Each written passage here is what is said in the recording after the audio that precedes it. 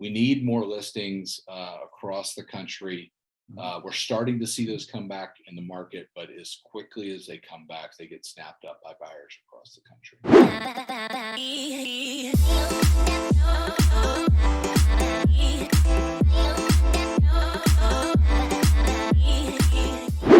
So it says webinar is streaming on Facebook. So here we go. Rising mortgage rates are no doubt a headwind for housing demand. Mortgage rates soar over 4% for the first time since 2019. Boy, are they stretching to come up with headlines. First time over 4% since 2019. And oh my God, the world's melting. But it's not really that bad when we look at things in a historical aspect, which I know we're going to do today with my friend David Childers from Keeping Current Matters. What's happening, boss? It's a beautiful day here in Richmond, Virginia. I hope it's a beautiful day where you're at, where everybody else is at. Ready for spring, ready for it. Snowed here on Saturday, and now it's going to be 78 degrees or something like that today. Crazy. So, ready for that. But Johnny, you stole my first headline. You didn't even know about it. Mortgage rates exceed 4%. It's a big headline, something we got to talk about. We got to get that out there, right, before the world ends. Right, 4%, and people are running around like in panic mode. It's like, wow, do we realize how spoiled we've been? Yeah, exactly. So we'll talk about that. Even right before we got on this call, Johnny, we weren't even talking before this. Existing home sales just came out, fell 7.2%. Big, scary sort of headline out there. People like, oh gosh, what's going to happen next?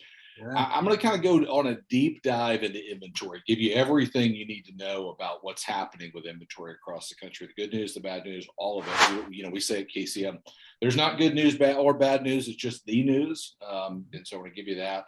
And then I'm going to wrap up today. I did something, Johnny. I pulled, and we're working on this at KCM, the 5 slides, the 5 visuals that I think every agent needs to have on their phone, needs to make a video with. That explain the spring market. And I'm going to give those to you today as well. So, and it is, as always, I'm excited about this conversation. What? It is the spring market. I mean, today, the day after St. Patrick's Day, ironically falls on a Friday, but has always been my favorite time to list. I don't know why. When I'm talking to people in February and stuff, of course, we want to get it to the market as quick as possible.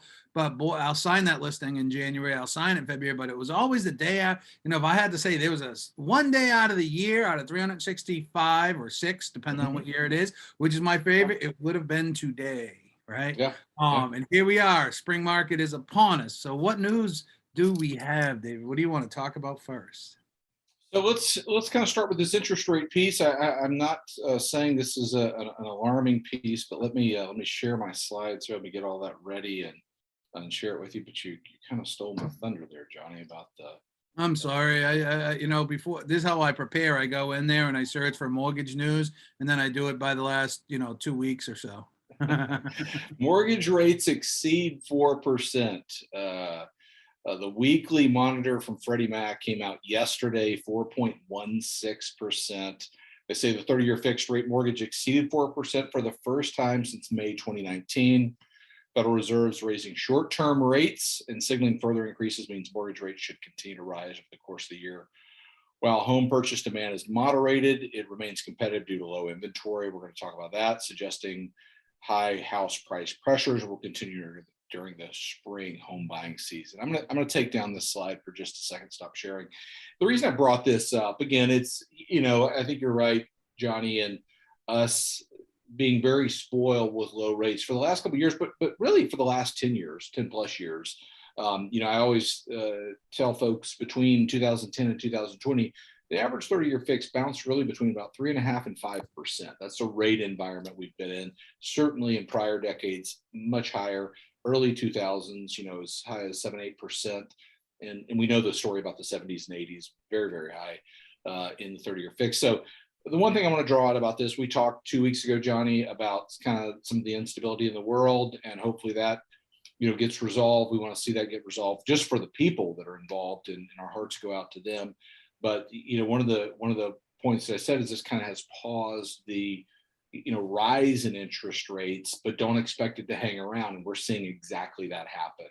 Once this becomes sort of known, high inflation, all the things we know about the economy, expect to see rates continue to rise. And And we're certainly seeing that right here. So I think the educated agent, the professional in today's market, has a great lender partner, and also keeps all the clients they're working with on top of what's going on. And the bottom line is, we talked about 2 weeks ago, again, prices and interest rates. It's going to cost more to buy a home as we go throughout the year. And I think we should expect that.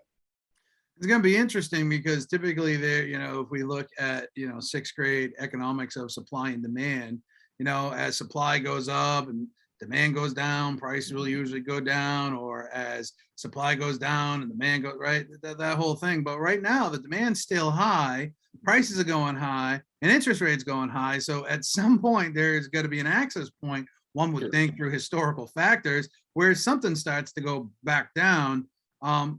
I don't think we have any evidence that that time is going to happen in March. What month are we in? March. It's going to happen in March.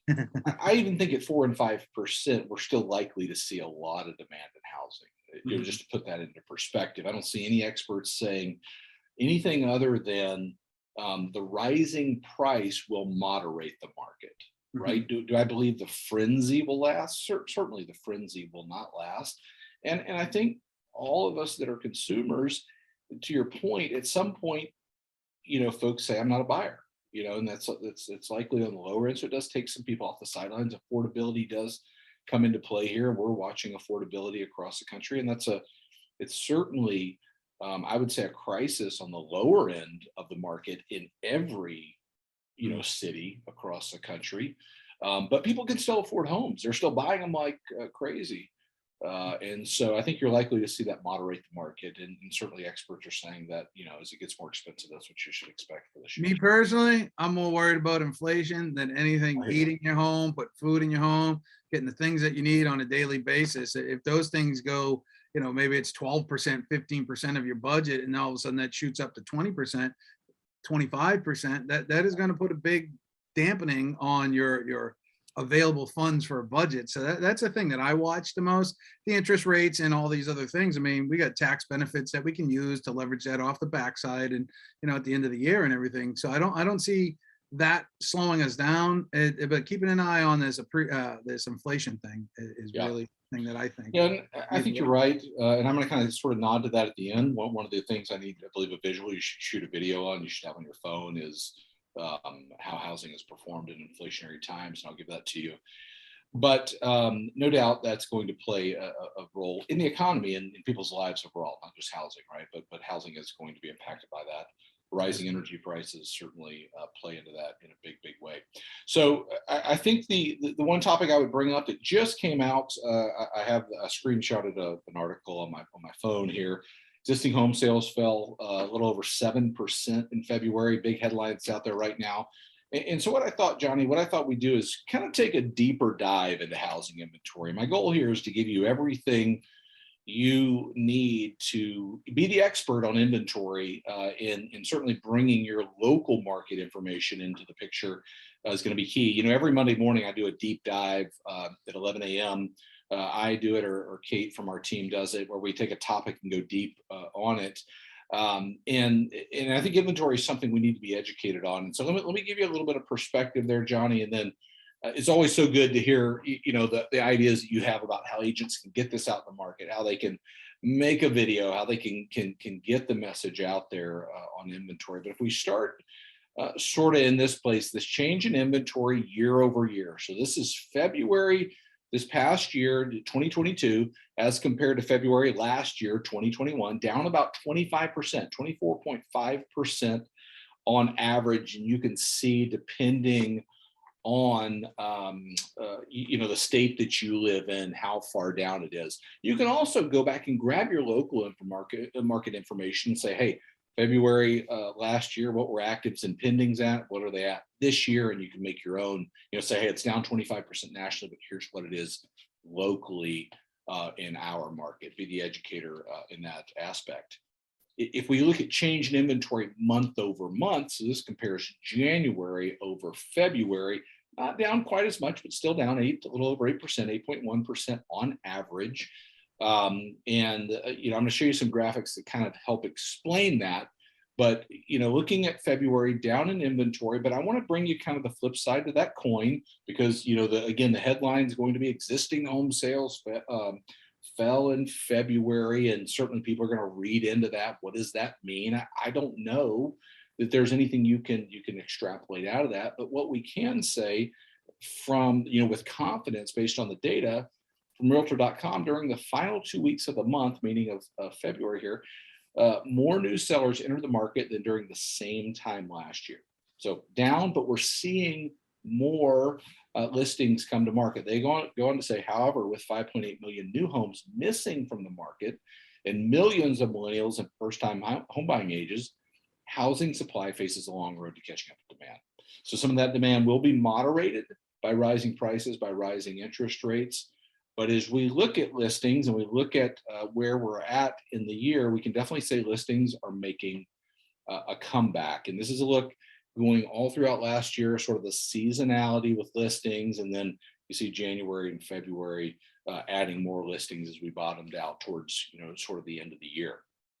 So, Johnny, I think, the story right now is we're starting to see listings come back. We need more listings in the market. There's a ton of demand in the market. Showing Time came out with a recent report that January this past year, just a couple months ago, was the third highest demand they had seen since the pandemic started. The third highest month of demand. So, ton of demand out there as measured by Showing Time and other sources, and we need more listings coming back in the market. For sure. So, did you want to say something? No, I was just going to say this is great data. And before I forget, agents, you can pull this locally just by going into your MLS and putting in the list date, March 1st to March, whatever, the end of the month, and keep doing that. Go back 6 months, go back a year, and make your own local chart. This is a national chart to show you on a national average. Go in and drill down to your local stuff, right? Yeah. Be inspired by this data to go make your own hyper local data. Yeah, I agree 1,000%, Johnny. And going back and saying, hey, this time last year, this is how many available listings were in our market. Right now, here's how many, just gives perspective on where we're at. So let's kind of take this picture a little bit broader because I want to explain to you where we're at in listing counts coming to market. So this is a look at new listings that have come to market. We've used this slide before, Johnny, as we've done this for the last, couple of years, 2017 through current. You see sort of I'll use my cursor if you can see it here, 2017, 18, 19, the years we're going to call normal before the pandemic, and sort of this typical arc in listings coming to market. See that peak out around May and start to trail off. Well, what happens in 2020? We know the dip, and then tried to come back in 2021. And where are we at right now? Kind of put this red circle here on where we're at right now. What's the good news? We're ahead of bringing new listings to market as compared to where we were last year at this time. That's a good thing.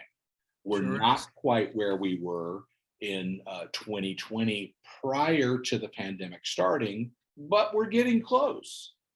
So we want to see more listings come to market. We definitely need more listings for the available buyers that are out there. And I think this sort of gives you the perspective of where we're at relative to what we saw in the pandemic, relative to what we saw in 2021. And I would suggest overall, this is good news. We're seeing more listings come back. We want to see that continue. We want to see that get up above, the lines, or at least even with where we were coming into the pandemic. But make no mistake about it, builders are building. Many people are thinking, should we list now? Should we sell our home? And take advantage of this market. And we're seeing those listings coming to market. Now, again, I'm going to bring you back to the other side. I want to give you the full picture. Remember, not good news, not bad news, just the news. Active listings have dropped. And I'm going to show you a great way to visualize that for your clients. But we look at active listings, they peaked in the fall and kind of have steadily dropped coming into the new year. A lot of reasons for that. Great interest rates coming into the new year. The rise in interest rates spurring many people on to say, if we're going to do something, now is the time.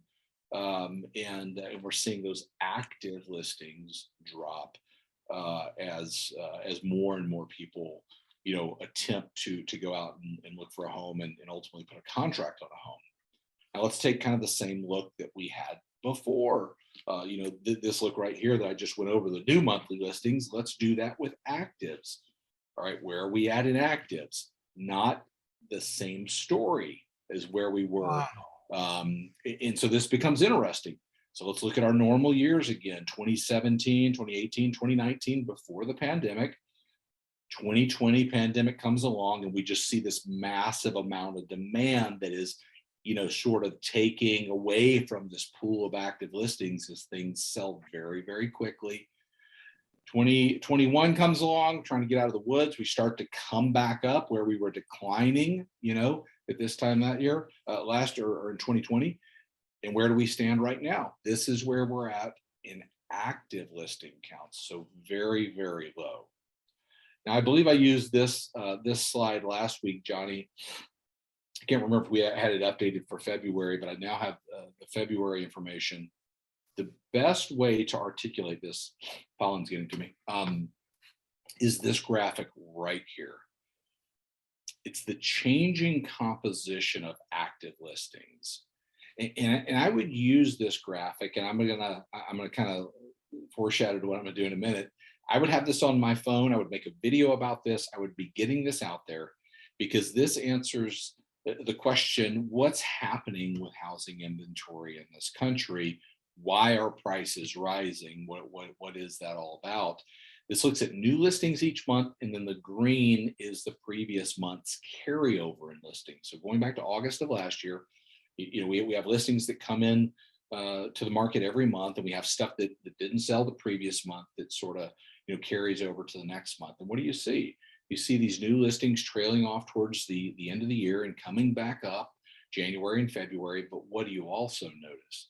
The carryover listings begin to shrink, where there's almost none in February. That's crazy. Giving sort of a visual to what's happening in the market. As soon as something comes on the market, it sells.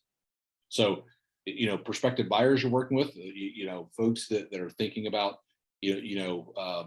buying a home, and certainly understand the market that we're in and the urgency they need to have. It does a great job of sort of painting a picture of just what's happening in real estate across the country. Bottom line, though, Johnny, is we need more listings across the country. We're starting to see those come back in the market, but as quickly as they come back, they get snapped up by buyers across the country. Yeah, quickly. And guys, if you're listening to this, whether you're in the group or you're on the Zoom, put into the chat comments or make a comment on what are you seeing in your market? Are you seeing continuing to see this lack of inventory? Put down there where you are too, so we can kind of gauge this. Again, it's national data. It's not specific to Spokane, Washington, or Richmond, Virginia, right? Which each one of those markets probably will be uniquely different. But let us know where you are and what you're seeing in your market too. That carryover number, I've never seen such a low number. It's like there's no inventory being carried over. Yeah. And when you look at it, it makes sense. You go, okay, that makes sense. But there's oftentimes in life, something's true, then you see a graphic or you see it on paper and you're like, okay, that's interesting. Sam there in Las Vegas, listings here today, gone tomorrow. I think it's a story everywhere, Sam. I think that's what, is Johnny's wanted to put it all in black. That too. I think that's a story everywhere. That folks are out there. But yeah, any questions that people have, let us know. Let us know what listings are doing where you're at. But I think it's probably the same as what's happening with you, Sam. Yeah, Robert out in Beverly Hills says lack of good inventory. Mm-hmm. Yeah, and Robert, if you can re-answer this, are we talking about lack of good inventory? Are we talking about like the multi-million-dollar mansions for the real high-end stuff, luxury? We talking about mid-level stuff? I don't even know if mid-level stuff exists in Beverly Hills, right? We talking about what an average, earner would be able to afford? Or are we talking about like luxury stuff? Because that would be interesting to dive into one day, as luxury, what's going on in the lux world, because there seems to be a lot of people with a lot of money out there. There's no doubt the luxury market and the second home market has taken off during COVID. That is absolutely true. And a lot of that's been driven by low interest rates and people saying we're going to go move up and we're going to do that now. But a lot of that has been driven too by people's businesses in COVID that took off. It's certainly been a story of the haves and have-nots, so to speak, during COVID. Some people typically on the lower lower end of earning scale got hit very, very hard, and a lot of people on the higher earning scale, benefited and grew. Their businesses grew during COVID, and that's not you don't want to see anybody go through a tough time, but that's sort of what happened during COVID, driving the luxury home, the second home market through the roof. Back when we were heading into 2020, there was actually the forecast for the luxury market. I think the second home market was actually to a little bit of depreciation. And we saw that grow tremendously during COVID. Yeah, that's awesome. And just to come back to this, he said everywhere more in the luxury. Clients in the non-luxury world are less affected by interest rates, so they have not skipped a beat. My $500,000 buyers can now buy less house. Right? Yeah. That's true. That's true everywhere, right? You're getting less house for your money in some of these cases. Right. Yeah. It was interesting. I see I see Jake. I see your comment about Tristan and asking him, but Jake, your business there with Tristan, luxury business has exploded. Yeah, crypto. Everybody's in crypto. That's why. But what else we got? That is some fantastic, fascinating news that we just went over there. That the thing that really gets me the most is that 6% rollover. I mean, people are just taking everything, right? Yeah. Everything and anything. As soon as it comes on the market, it sells. Again, if you want these slides, you can email me. It's David at Keeping Current Matters. I'm happy to send those to you.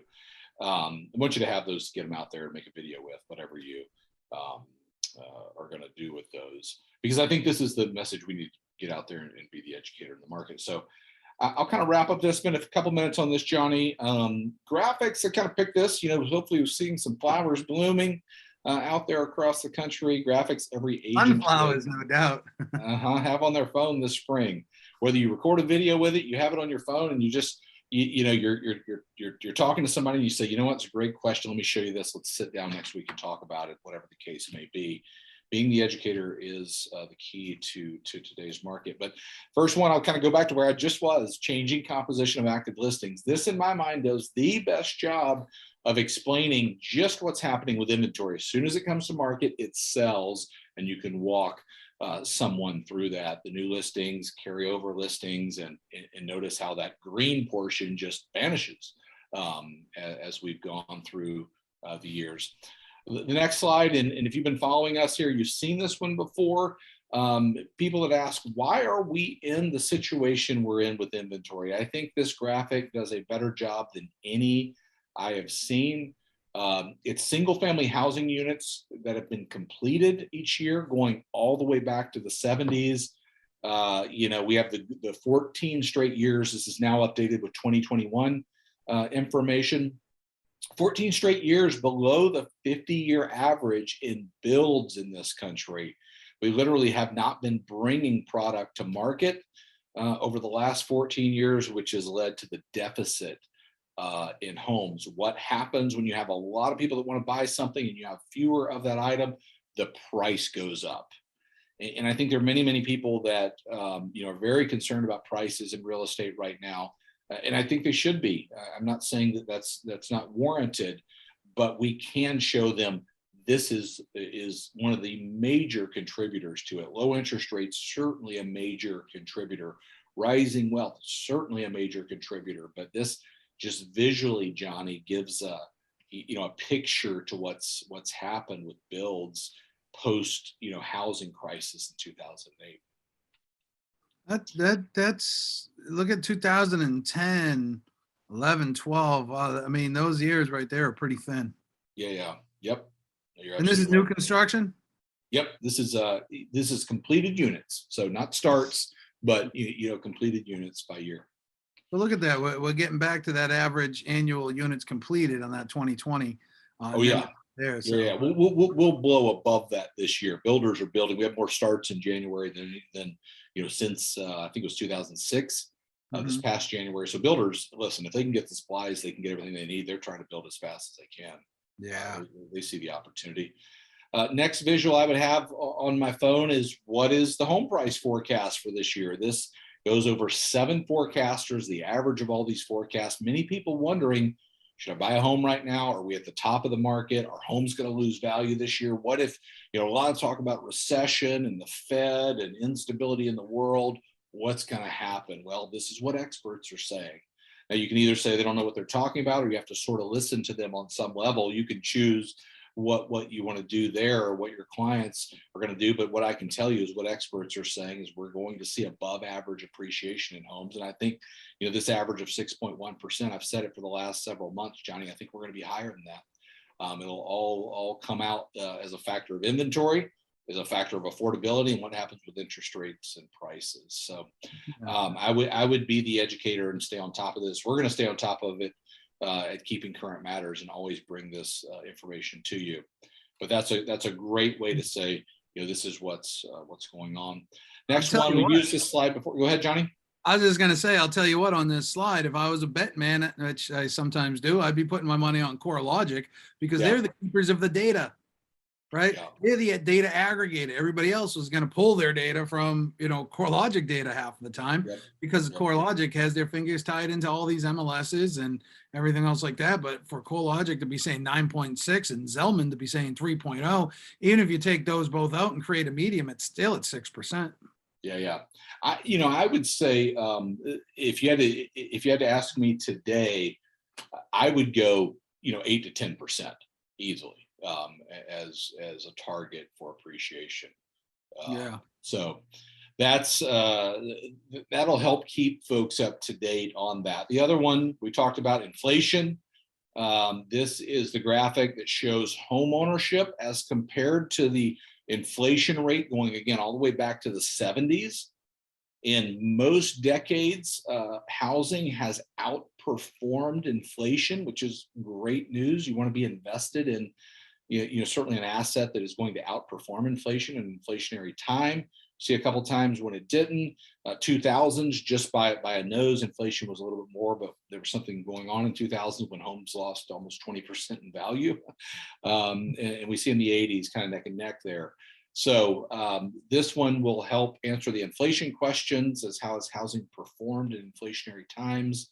And last, I'll end with this. I think we had it last week, Johnny, but I'll remind everybody, what is at stake in buying a home today? An average price home, $350,000 home, almost $90,000 in equity between here and 2027, the next 5 years. Many people saying, why would I buy a house right now? Because I believe we're at the top of the market. I'm going to lose my money. And what happens if prices go down and everything else? This will help show them from the home price expectation survey. This is what experts are saying about the next 5 years. And I think that's the question on many people's minds today. Should I buy right now? And we want to be the educator, get that out there. Yeah. And of course, the data that we go by is factual data, right? We don't use hypothetical data, or, what happens if this happens, or what happens if Ukraine, or what happens with gas. Those are considerations, but they're not used in the data aggregators, right? They're used in historical fact, historical data, where we're going, what's happening, compared to current situations of inventory and those types of things. So everything I see looks like, I hear people saying, oh, I'm gonna wait until the market turns around. I'm gonna wait until the market drops. It's like, you're gonna be waiting 10 years, right? Maybe 5. You're gonna be waiting. I don't see, as somebody that was a REO listing agent during the last crash, I don't see the same factors just don't exist. Right? Yeah. Let me show you something real quick, Johnny. I want to bring this slide back up again. I've got it out of presentation mode, in PowerPoint.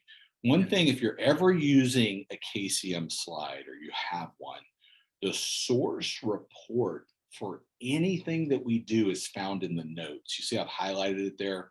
Yes, at the bottom here. If you kind of pull this up, you can see where the information comes from. Mm-hmm. So if anybody ever questions you on it, you can drop that report, you email it to them and say, hey, you can go in here and take a look at it. I mean, I would encourage you to look at it too, so that you're educated. But we always connect. It's a great point, Johnny. We always connect the source of the data, so that you have those if you do get a question about it. Yeah, I think that's important. I do the same thing in my white papers that I write, because if I'm wrong, I need to be able to point the finger. It wasn't me, man. I just copied it from here. But that's fabulous stuff. And I want to give a shout out, man. because before we started this, I talk a lot about videos and, doing videos and videos that agents can be doing with these slides and stuff like that. And our own resident, David Childers, did his first video, right? Doing this. So if David can do it, I'm going to be 50 years old next month. If I can do it, if David can do it, I don't know how David is. I'm not even going to ask. We did our first reel. Absolutely. If you're not following Keeping Current Matters, go. But we're on TikTok. We're out there. We're trying to catch up with you, Johnny. But you've been an inspiration. You do a phenomenal job with video and getting the message out. Grateful for that. Y'all can do it too. All this stuff is there, man. All you got to do is take a little bit of time to learn either Instagram or TikTok, right? And go there. Grab some screenshots and talk about this stuff. You can mess up as many times as you want because you can always click undo. But get in there, play around, have some fun. Start being that most knowledgeable real estate agent, because I'll always ask you, and it's one of our taglines at Explore My Town is, what makes you stand out? Why are you different? Right? There's 1.10 billion real estate agents out there, something crazy, right? It seems like the number goes up every day, all doing the same thing.